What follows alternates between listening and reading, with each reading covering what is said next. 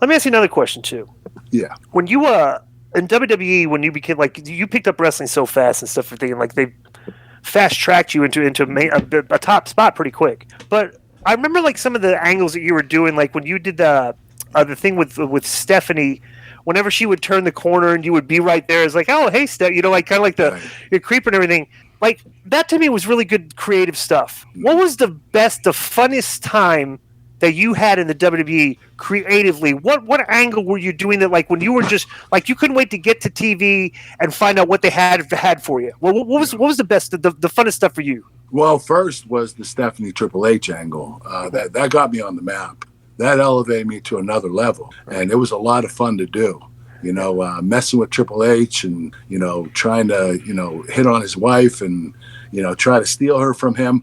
It was pretty cool. It was a great storyline. Brian Gewirtz, the writer, was incredible.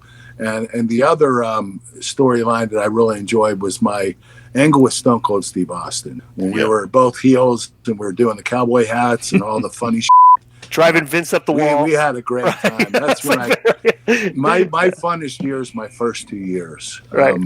Once I left the comedy situation and got into a more serious role like the wrestling machine, I started having less fun.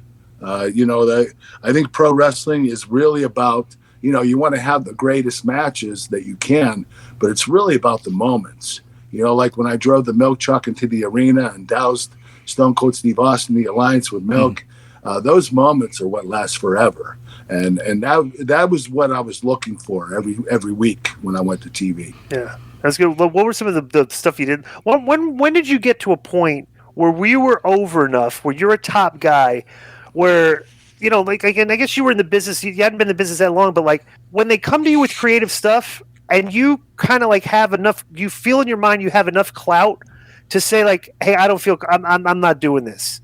I don't feel comfortable there. Like, when did you ever get to that point? Like, or did you ever have like things like that? So, how long were you in the business before? I still did it. I was an idiot. Anything that they pitched to me, I ended up doing. For whatever reason, the one angle, the one storyline that was really uncomfortable with was stalking Booker T's wife, Charmel. That whole angle was so uncomfortable.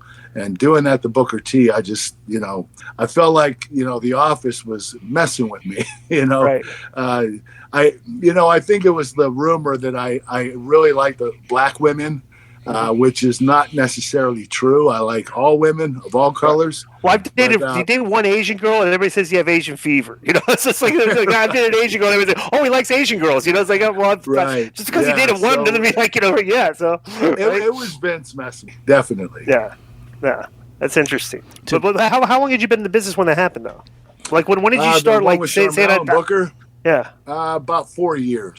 4 years. I was in the business, so it was around 2004 or 5.